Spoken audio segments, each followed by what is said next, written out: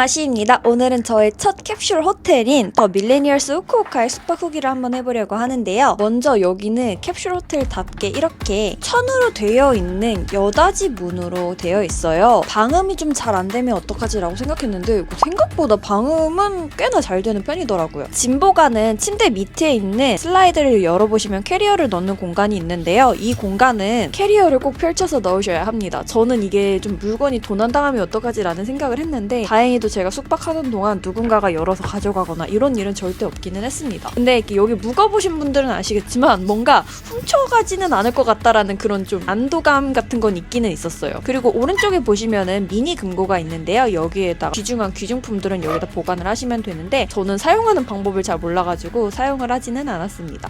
그리고 위쪽에 옷걸이 공간 크게 두 개가 있고요. 자, 그 다음에 비품이 뭐가 있는지 한번 살펴볼 건데요. 실내화 하나랑 큰 수건, 작은 수건 하나가 있고요. 오른쪽에 아이폰과 그렇게 콘센트들이 있습니다. 아이폰을 통해서 이제 불을 끄거나 알람을 맞출 수가 있고요. 그리고 머리 헤드 부분은 큰 선반이 있습니다. 제가 이때 짐이 되게 많았는데 모든 짐을 저기 위에다 올려놓을 수 있으니까 편하기는 하더라고요. 오른쪽에 보시면은 이렇게 전신을 확인할 수 있는 전신 거울이 하나 있습니다. 자, 문을 한번 전체적으로 닫아봤을 때 공간이 정말 이렇게 좁게 남아요. 그래서 여기에 서서 옷을 갈아입는 건 힘들고 침대에 올라가서 서서 옷을 갈아입는 거를 추천해 드릴게요. 다른 캡슐 방들도 이렇게 옆에 붙어있는 형태로 되어 있는데 다들 조용하게 사용을 하셔서 그런가 다른 사람이 있다라는 그런 느낌이 크게 들지는 않더라고요. 저는 201번을 배정받았는데 저는 바로 문 옆에 있는 공간이었거든요. 문을 열고 나가보시면은 복도에 보시면 화장실이 바로 붙어 있습니다. 참고로 제가 사용한 이 공간은 여성 전용 공간입니다. 그 다음에 좀 더 걸어가 보시면 D룸도 나오고요. 여기 전체가 다 여성 전용 공간이에요. 그래서 혼용은 싫다 하시는 분들은 이 방으로 선택을 하시면 될 것 같고 여기에 샤워룸과 세안을 할 수 있는 공간이 있습니다. 화장실은 이렇게 조그만하게 생겼는데요. 변기통은 총 이렇게 3개 공간으로 나뉘어져 있습니다. 굉장히 조용했어요, 이 공간도. 그리고 세면대와 거울이 있습니다. 그 다음에 이제 엘리베이터를 타러 한번 가보도록 할 건데요. 엘리베이터는 문을 열고 나왔을 때 바로 앞에 있는데 이 왼쪽에 보시는 A, B 공간은 혼용 공간입니다. 남자, 여자 같이 사용을 할 수 있는 공간이고 모든 룸은 다 이렇게 카드를 찍어서 들어갈 수 있기 때문에 카드를 소지하지 않고서는 절대로 들어갈 수가 없는 공간이라 안심을 하시고 사용을 하셔도 될 것 같아요. 엘리베이터를 타고 한번 내려가 보도록 할 건데요. 2층에 가보시면 공용 공간이 있거든요. 저는 거기를 한번 가보도록 할 거예요. 1층에는 프론트 데스크와 로비, 바와 키친이 있습니다. 2층에는 공용 공간이랑 스모킹룸, 약간 파티룸 같은 게 있더라고요. 그리고 3층에는 이제 밀레니얼스 룸이 있고요. 그 다음에 4층에는 란더리 룸이 있습니다. 자, 2층으로 이렇게 나와보시면 예쁜 공용 공간으로 가실 수가 있어요. 여기가 정말 예쁘고 넓고 약간 좀 트렌디한 분위기이더라고요. 샹들리에도 진짜 예쁘지 않나요? 이 공간에서 무슨 행사가 있어서 그런지 뭐 파티도 하고 그러더라고요.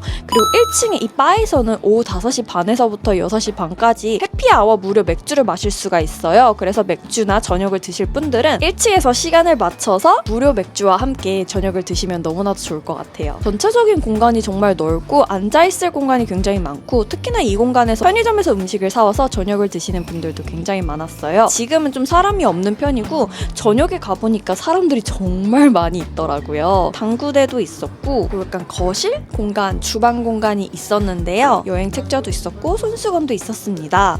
저기에다 쓰레기를 분리수거할 수 있는 공간도 있고요. 전자레인지도 있었고 이렇게 냉장고도 있었는데 이게 공용 냉장고인데 여기에다가 음식을 넣으셔도 되긴 하는데 제가 후기를 찾아봤을 때 음식을 훔쳐갔다라는 후기가 있더라고요. 그래서 저는 따로 음식을 넣어보지는 않았습니다. 실내에서는 절대 음식을 먹으면 안 되기 때문에 모든 음식은 여기 공용 공간에서 드시면 좋을 것 같아요. 그리고 이렇게 무료 커피도 드실 수가 있는데 제가 먹으려고 했을 때는 약간 고장이 났는지 안 나오더라고요. 그래서 저는 따로 먹어보지는 못했습니다. 그리고 여러분 정말 대박인 게 밀레니얼스 호텔에서 나와가지고 도보 3분도 안 되는 거리에 이렇게 돈키호테가 있었습니다. 그래서 여기에서 진짜 신나게 쇼핑을 했어요. 저는 근처에 함박스테이크 집을 찾아가지고 이렇게 함박스테이크를 먹으러 왔는데 여기 진짜 맛있거든요. 제가 여기 어딘지 영상에다 첨부해둘게요. 웨이팅을 한 30분 정도 해서 들어갔는데 고기를 철판에다 굳이 굽지 않고 생으로 먹어도 맛있을 것 같다라는 생각이 들 정도로 고기의 질이 정말 맛있었고 저기에 보시면 계란물을 전 추가해서 먹었는데요. 여러분 제발 계란도 추가해주세요. 달짝지근한 소스라 정말 환상 환상적이었어요. 그래서 저녁을 맛있게 먹고 저는 이렇게 다시 룸으로 들어왔답니다. 샤워도 하고 왔는데 아니 어떻게 샤워 공간을 안 보여주냐고요? 제가 바로 보여드리도록 할게요. 공용 샤워 공간은 이렇게 세면대가 3개가 있고요. 드라이기도 총 3개가 구비가 되어 있는데 대박인 게 이 드라이기 리파 브랜드 드라이기더라고요. 화장실도 있고요. 그리고 여기가 이제 샤워룸 공간인데 샤워룸은 총 4공간으로 되어 있었습니다. 복잡하거나 사람이 몰리거나 이런 거는 전혀 없었기 때문에 편안하게 사용을 할 수 있었고 시간에 구애받지 않고 여유롭게 사용을 할 수가 있었고요. 샴푸, 린스, 다 바디워시 있고요. 그리고 꽤나 저는 좀 넓다라는 생각이 들었는데 남성분이 쓰기에는 조금 좁을 수도 있겠다라는 생각이 들었어요. 자, 다시 룸으로 들어와서 스킨케어를 좀 해보려고 하는데요. 일회용 패드를 들고 왔기 때문에 패드로 피부결 방향대로 닦아주고요. 에스티로더 에센스, 저 갈색병 에센스를 제가 굉장히 좋아하기 때문에 여행 다닐 때도 꼭 저렇게 샘플 사이즈로 들고 다닙니다. 피부가 약간 환해지는 그 느낌이 너무 좋더라고요. 그 다음에 두유 아이크림인데요. 이것도 일본 돈키호테에서 구매를 했는데 약간 쫀쫀하게 발림성이 좋고 피부에 트러블이 안 나서 제가 굉장히 오랫동안 잘 쓰고 있는 제품이에요. 그 다음에 디올 립밤을 제가 발라보도록 할 건데요. 이거는 제가 선물 받은 거라 가지고 잘 쓰고 있는데 색상이 약간 연한 핑크색으로 발색이 돼서 그 점이 되게 마음에 들더라고요. 그 다음에 이제 미스트를 찹찹찹찹 뿌려가지고 건조한 실내에서 피부가 좀 살아남을 수 있도록 해줍니다. 약간 적시듯이 저는 발라주는 걸 좋아하고요. 핸드크림 빼놓을 수가 없죠. 건조하기 때문에 핸드크림도 발라주는데 저것도 제가 선물 받은 건데 진짜 잘 쓰고 있어요. 그 다음에 네일 케어 크림도 발라줄 건데요. 여기에도 제 마쉬라는 로고가 박혀 있습니다. 카카오 선물하기로 받았는데 저렇게 로고 각인을 할 수 있어서 너무 좋더라고요. 큐티클 부분에도 꼼꼼하게 발라주면은 잘 준비가 완료가 되었습니다. 그리고 제가 크림을 깜빡했는데 이건 제가 프랑스 여행 갔을 때 사온 크림인데 저게 블랙핑크 제니가 바르는 크림이라고 하더라고요. 근데 되게 순하고 촉촉하거든요. 그래서 이거 프랑스 여행 가시는 분들 있잖아요. 가셔서 꼭 한번 사보셨으면 좋겠어요. 그 다음에 이제 아이폰을 통해서 빛의 밝기를 이렇게 조절을 좀 한번 해봤어요. 신기하죠? 이렇게 빛 밝기를 아이폰을 통해서 조절을 하실 수가 있고 타이머도 맞출 수가 있어요. 내가 예약한 시간에 방에 불이 켜지고 베드가 자동으로 올라오는 구조로 예약이 된다고 하더라고요. 그래서 절대 안 일어날 수가 없는 그런 구조의 알람이에요. 그리고 이제 베드를 한번 낮춰봤어요. 자야 하기 때문에. 근데 이게 좀 베드가 부드럽게 내려오는 그런 모션 베드가 아니라 약간 좀 병원 침대 같은 느낌으로 약간 덜컹덜컹덜컹 거리면서 내려오거든요. 그래서 스무스하게 내려가는 게 아니라 저렇게 덜컹 하고 내려가요. 그래서 약간 병원 침대 같다라는 느낌? 안쪽에서 봤을 때는 이 정도 공간이 남습니다. 잠꼬대 심하신 분들도 편하게 잘 수 있을 정도로 공간이 진짜 생각보다 여유롭게 많이 나오는 편이에요. 어쨌든 이제 자도록 하겠습니다. 불을 이렇게 끄고요.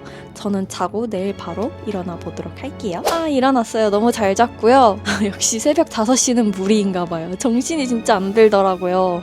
그래도 불이 켜지고 모션베드가 일어나지기 때문에 안 일어날 수가 없었습니다. 짜잔 이렇게 나갈 준비를 했는데 어쨌든 이렇게 해서 1박을 한번 해보았는데요. 저는 여성 전용 방으로 예약을 했었고 1박에 공사료 세금 포함해서 약 4만원 정도 했었고 여기가 숙박세가 3,000원 정도 나왔었거든요. 1인당 5만원 이하 가격대에 숙박세 포함해서 묵었었는데 가성비가 너무 좋기는 좋다라는 생각이 들었어요. 물론 짐을 다양하게 보관할 수가 없고 분실되면 어떡하지 라는 그런 좀 불안감은 있기는 했지만 그래도 짐을 많이 갖고 오지 않고 잠만 자고 내가 이번 여행에서 숙박비를 정말 많이 아끼고 싶다 하시는 분들이 이용하기에 정말 괜찮다라고 느꼈어요. 그럼 오늘 영상은 여기까지입니다. 우리 또 다음에 3번째 일본 브이로그 영상으로 만나요. 안녕 바이바이.